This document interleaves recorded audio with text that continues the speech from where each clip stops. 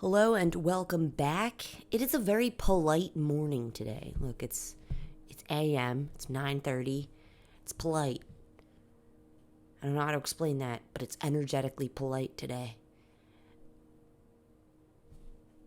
Y'all feeling better? Or are you still in the thick of it?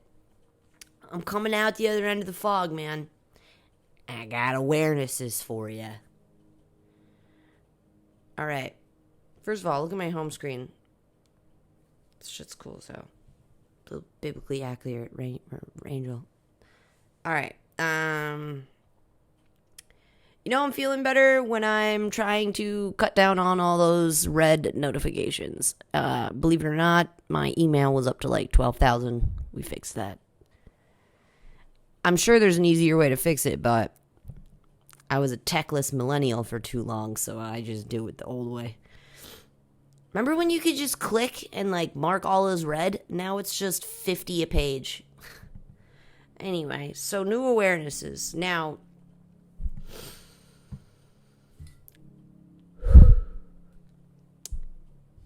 alright, having mental health challenges, or even just being sensitive to subtle energy, which is the ebbing and flowing of Earth's heartbeat, the shaman resonance.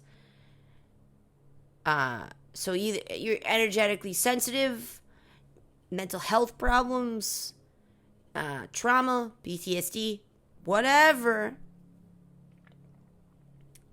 makes you feel behind, right? Because when the fog is there, when the fog is amidst our plane, it's bare minimum time, man. There's no way I'm stacking tasks. There's no way I'm pushing through at that low level. And so you know what happens? Your floors get sticky. Your house gets cluttery. The pile of clothes on your dresser grows. And that plays deeper into our own self-punishment. Because now our internal struggle is now very much apparent and viewable from the outside.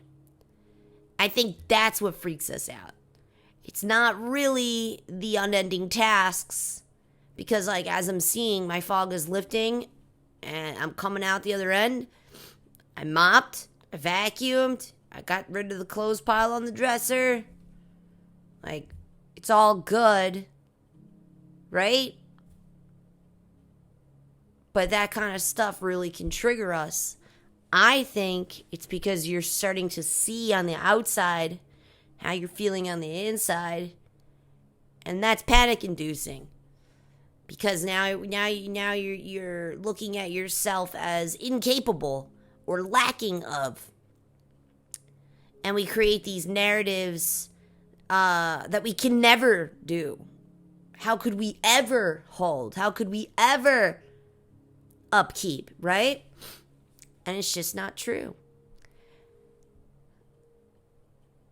Because I believe we're given these opportunities with these fluctuations of the energy, with mental health challenges, which are also linked with the subtle energy and the ebb and flow of our Earth's atmosphere and our Earth's core, and the freaking universe. It's all tied in. So we all be struggling. But then we compare and contrast, because some people are more capable or more able to upkeep everything in what you would consider a better way than you could. That's how I feel. But what does that matter? I think that's why I'm riddled with mental health challenges, because I believe it's my purpose here, or one of my purposes, one of my things to figure out while I'm in this life, is the separation between what I consider important and what's actually important. Like, did it matter that there's an air mattress blown up in my family room for 2.5, 3 weeks because random naps might need to be taken? And that kills me. I look at it, it looks cluttered. But who cares? And so I believe when you hold on to something too tightly, the universe is going to do what it needs to do to shake you free of that attachment. I have the tendency to attach to ideas and rules that no one made up but myself. And I have to rehook into the reality of these universal truths, the ones that are actually true, frequency, vibration, yada yada. And I believe I do have the tendency to forget what's actually important, the universal truths. And I get wrapped up in the accomplishment of the everyday man and feeling pride from that. Once again, pride. Ka-cha! Ka-cha! And I ask myself these things. Who are you comparing yourself to? I'm not sure. An imaginary mystery person that I made up in my brain? Because where are they? And I think I'm being asked to challenge that negativity. The stigma. The compare and contrast that comes with the downward slope of the mental health or the recovery journey or the healing journey or whatever, right? I feel like I'm being challenged to reframe my perspective on those times. To somehow find the new molecular coding that I need to balance both instead of keep this swing. Because after I mopped and did a bunch of housework yesterday, I felt fine. No tightness in my chest. Didn't have to cry. But in that mode, I would have bawled my eyes out while vacuuming. Because of that whole link to pushing yourself beyond your means and then that word punishment creeping in. And I'm a God person, right? And I know that the love of God, the creator of the universe, the king of the universe, is unconditional love, man. That's the energy. So, it's the energy of the universe is unconditional love. Then why am I showing myself conditional love? Why am I seeing what my day looks like in a downswing and comparing that same day with an upswing day? And my upswings last for a while. And I think maybe that's why I compare them too much. But you cannot compare yourself to another person. The sun and the moon both shine when it's their time. But you also cannot compare the day that you're having today with the day you had yesterday, with the day you had 3 months ago, with the day you might have. It needs to be an acceptance of the day that you are in, the emotions that you are in, the molecular structuring that you are in. Not what it could be, not what it was. You're in it for a reason. That's hard for me to get. Because when I'm puffy and crying and cortisol levels going all over the place, it's hard to find that reason. Because we just look at all the things we cannot do. The things that are hard to do now that we're in that mental state and that awareness. So my thing is, don't look at them. How can we redirect, reframe what it is that we're looking at while we're in that mode? Because that mode isn't for noticing the lingering chores, the task orientation, the list making. That's what I'm learning here. Like, that mode needs another kind of list. Like, what fulfills you today? What brings you joy? What can you create? What small thing can you do inside your house or whatever, wherever, that makes you feel more comfortable? Maybe you need to write a poem. Maybe you need to read a book.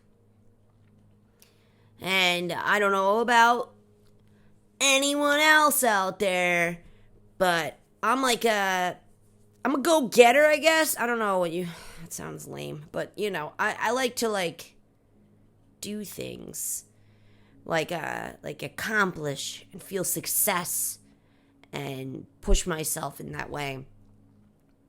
So it's incredibly hard on that downswing to accept I cannot be that person. Ooh, it's so hard.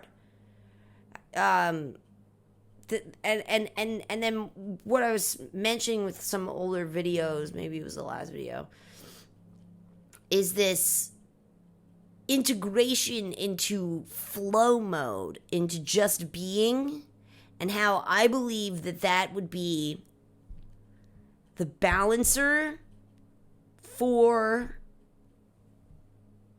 evening out this whole thing and making it a little bit more, it's still gonna wave, but maybe like a little less like that, more like like we like that looks good, right? I can handle that. But what my spirit is telling me is I cannot achieve this little fishy action without integrating just being into my upswing modes too.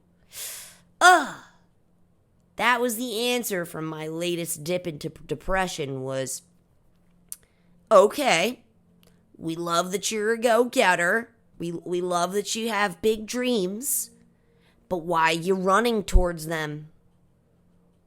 They're coming to you from a place of peace and stillness. So why are you leaving peace and stillness to chase it down? Because you're feeling it, or you have the idea. Write it down. Let it come to you. So, shoulder. So that's hard, because because what I've been doing is this mentality of, I'm feeling better, let me do everything, and then I crash again later, months later, doesn't matter, whatever time, typically with the water seasons. So Cancer season, we'll hit it again, Scorpio season, yada yada.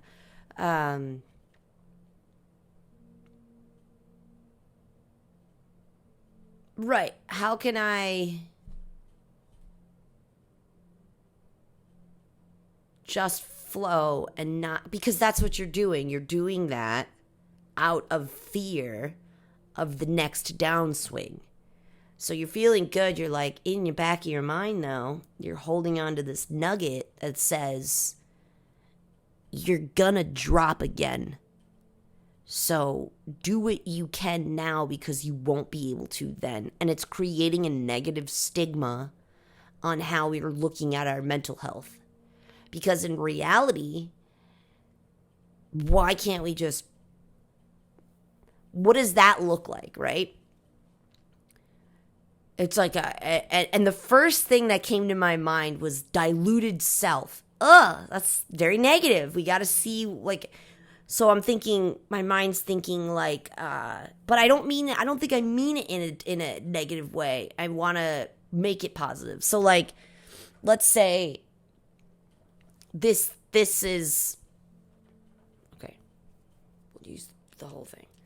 Let's just say that this whole stone is what I'm doing now in my upswings. And then, all right, we'll just use this guy. And then this is I'm chilling in the downswing, and they're two very much opposing energies. So what if during the up, I incorporate what I learned during the down and I bring them together so that they live simultaneously alongside each other? So what do I mean by that? What do I learn in the down? Slow, still. Don't put a bunch of shit on your plate. Try not to make to-do lists. I mean, you know what you need to have done. More like write the intention, not this structure of what I have to finish within this day. Because if I do it out of intentionally setting it amongst the flow of my day, it'll just happen. If I make a list and I move outside of my flow state and into logic brain, I remove my entire energy out of flow state. Because you're not setting an intention for the day and how the day is going to flow. You're saying, F the day, this is what I'm doing. And now you're working against the energy that's already in existence around you. And you're not leaving any ebb and flow up to consideration. And then that's why you have a hard or a bad day. Because you set an energy amongst an energy that's already set. And you're conflicting and fighting with that energy. Now, if you set an intention for what I would like to accomplish, what things make me feel excited or just light up when my body visualizes it here, that's what I will intentionally set for the day. Because I'm reading the energy of the day first, and I'm accepting that stillness through just being. That's why there's tea. I'm trying to just chill. And then allow what you can accomplish today to present itself to you. You already know everything, but that doesn't mean everything is today or everything is necessary right now. So ask, co-author with the energy that you are entrained to, which is Earth. Now, just that simple perspective shift is already going to put you on the track of flow. And now my next thing was, through this learning awareness, was like, okay, so how do I not accidentally slip back in to just go, do, accomplish with me creating this list and forcing the day? And how do I maintain that alpha, chill, feminine, just be energy? And it looks like not waking up already with tasks in my mind's eye. To instead wake up and be like, what's outside look like? What's the yard look like? What's the temperature feel like in my bedroom? Like, then I drink some water. Like, you're not in here. You're more mindful. You're in the energy of the day. And that is helping me then just allow the next step, which typically my masculine logic side would say breakfast. Right now, put an egg in your mouth like this second. But like, sure, breakfast is important. I'm going to have breakfast, but I could just have my tea first. And allowing that flexibility is what's training my nervous system. Like, I can feel it. There's a difference in my chest the last week of practicing this. It's allowing for the reading of the day's energy. And then you become almost like a psychic, because your day starts to shift and formulate in a way that supports your stillness and your peace. For instance, I had a client reschedule last minute yesterday, as well as my shower handle breaking off my shower and spewing water everywhere. So I, turned off the water valves, whatever.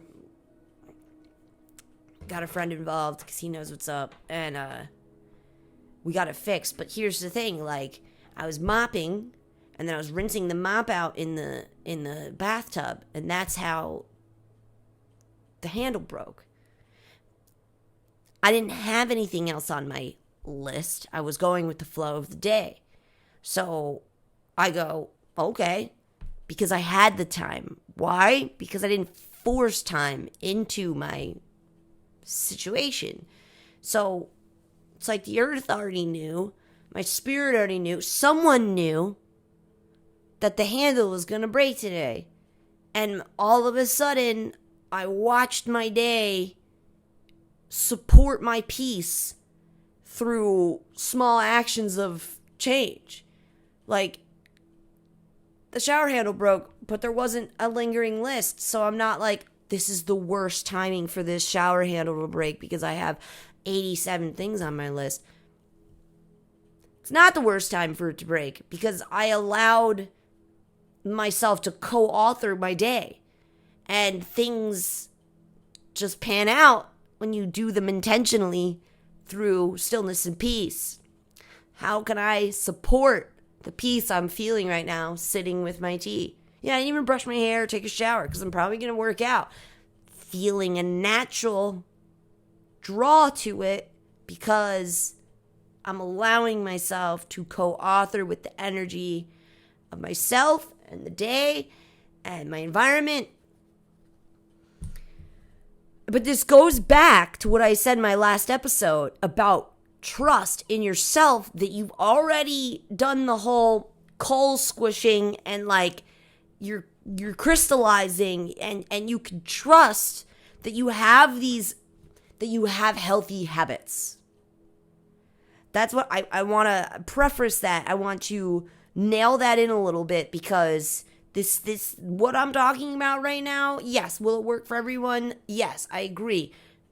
Anyone who's struggling with similar mental health, subtle energy, sensitivities, blah, blah, blah, blah, blah. Yes, it will. But only if you've already cultivated good habits. Because, okay, here's the analogy. I've never sailed, but I've watched enough pirate ship movies to kind of understand this concept.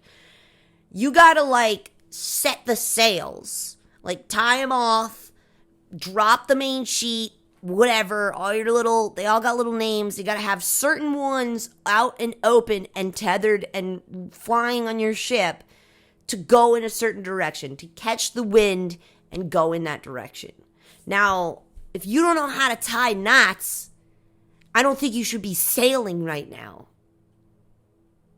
Right? And you can learn to tie knots in the harbor. Like, all right, now bringing that back into reality, what that means is like, you don't need, like, okay, if you've got some bad habits going on, if you haven't done this self-check, self-awareness to like, because first you have to eliminate the things that are like potentially making your sensitivities worse, right? And that's like habits, routines, people, the food in your mouth, like everything that touches one of your five senses, like that's all got to be looked at first. Because we can't just like, if you got bad habits and things that are not serving you, this person you're trying to become, then it's not the time to, no, it's still the time to practice co-authoring with the energy of the day. But I think what my biggest fear is, personally, is that without the self-awareness to know how to steer my ship, I'm not going to just like tie off my knots and then just like take a nap and let my ship just sail and just be, right? Like you still need to make sure that, okay, that knot's tied. Like, don't take the nap. Again, I guess is what I'm saying. Don't just nap. Don't just be. Still get up, check your knots, check your sheets, check your sails, make sure you still get your compass out, make sure you're still going in the right direction. So maybe the point is there's not like a time for that. It's just be self-aware and recognize where you may have strengths and weaknesses, right? Where you may need to go double check that knot, or I'm not really good at tying this knot, but I'm better at tying that knot. So let's check in on that one a little bit more. Just being and co-authoring through intention doesn't mean you just do that and then you just sit here and like wait for life to create itself. You still need to grab a shovel and dig the hole, but like it's not hole digging anymore. It's just checking my sails, doing a little knot. Like we're not building the ship. We're just maintaining it. Right. And so don't take a nap on yourself. Just being does not mean just be lazy. It's co-authoring with the energy and allowing and accepting. Let me make sure I got all that down. Oh, yeah. And then it's like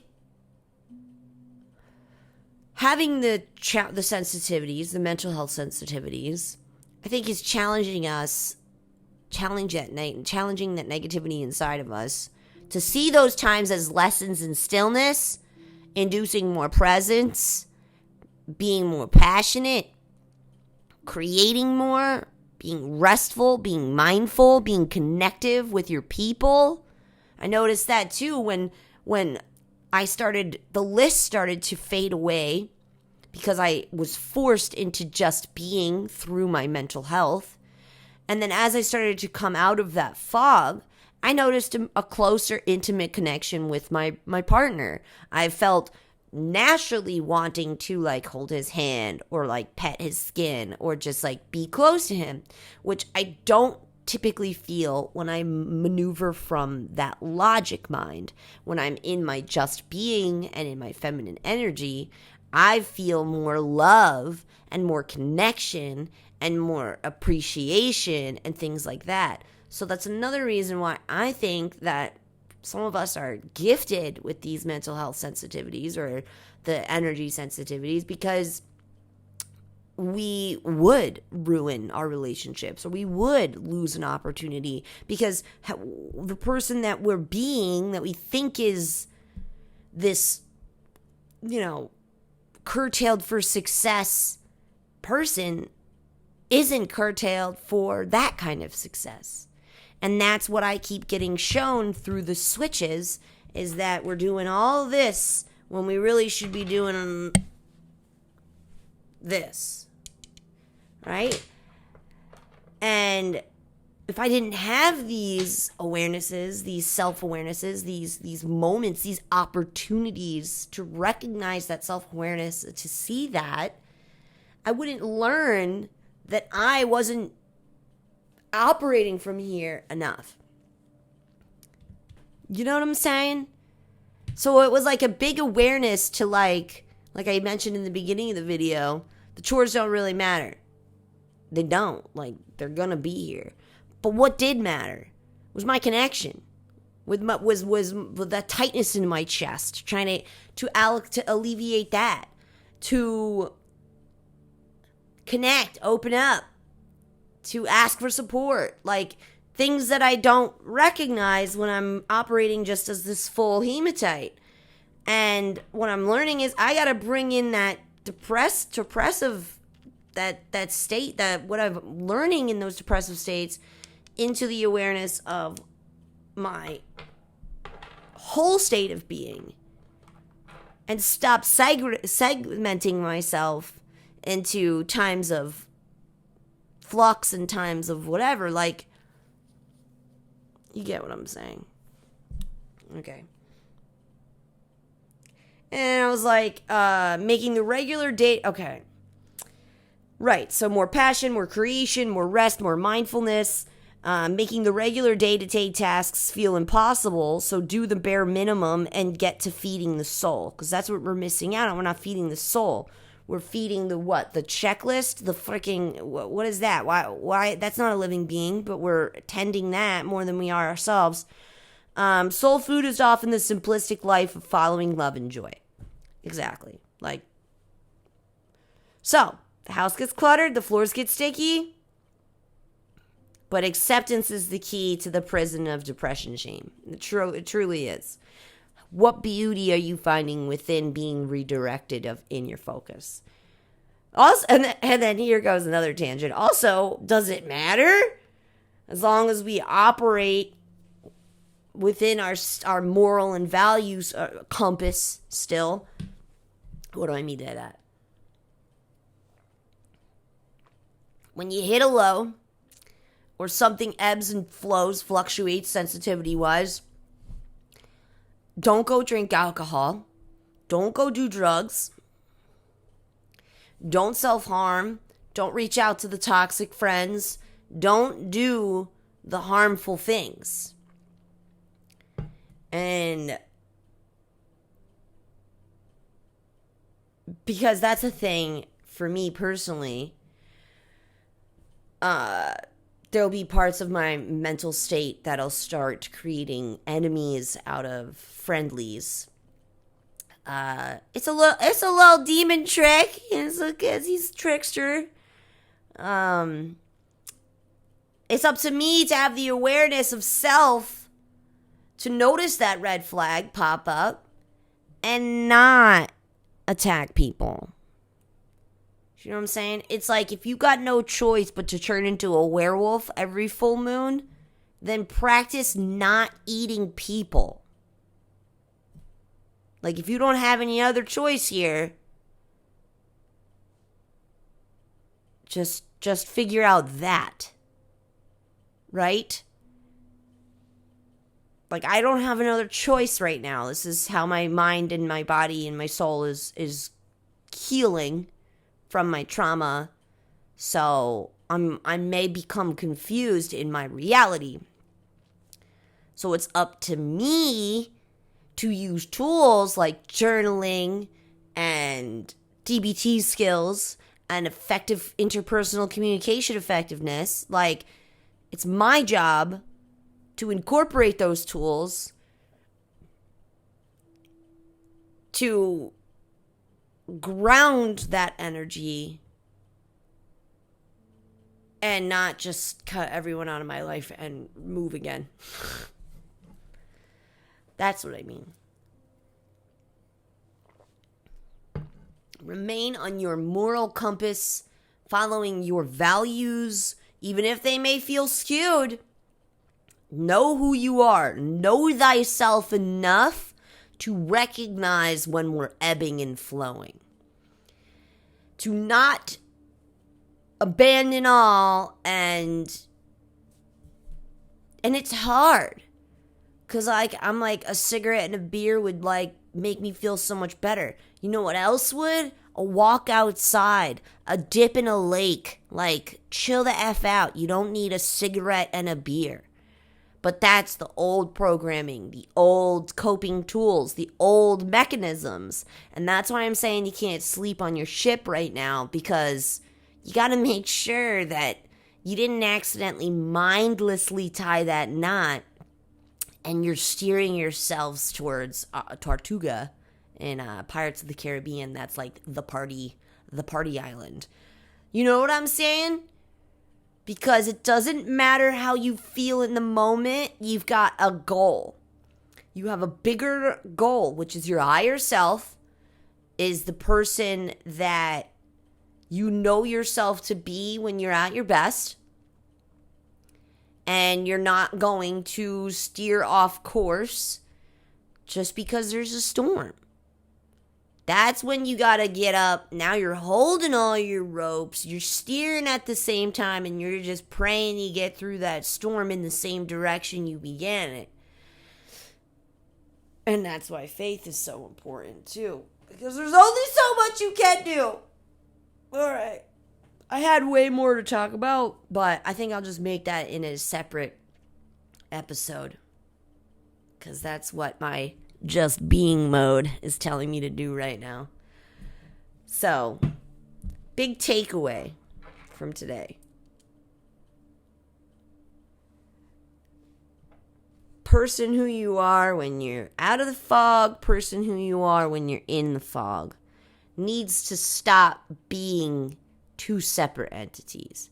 Need to drop a little bit of what you think is important in that realm and add what you've learned to be truly important from your other realm. So what have you learned this last month or so of this incoming high energy throwing us all off our rockers here? What did you learn from when you felt incapable?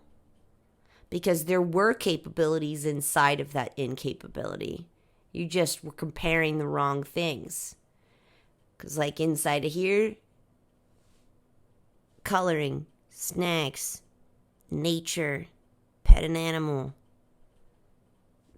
connect, mindfulness. Right, you get what I'm saying.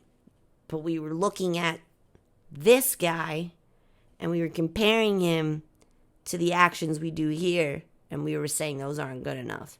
They are good enough, obviously, because why would they be happening? Nothing just does, you know what I'm saying? So every day, not just every day, invite this guy into your day so he stops taking you out for weeks at a time. Invite a little bit of what you need when you're feeling at your lowest. Invite that in every day. Intermingle that. Co-author your day with the energy of the earth, of the day, of the surrounding energy, and your energy. Take time to co-author with the energy and the things. Trust yourself. Okay, I'm going to go eat that egg now. And then I'm going to work out. All right, have a great day, guys.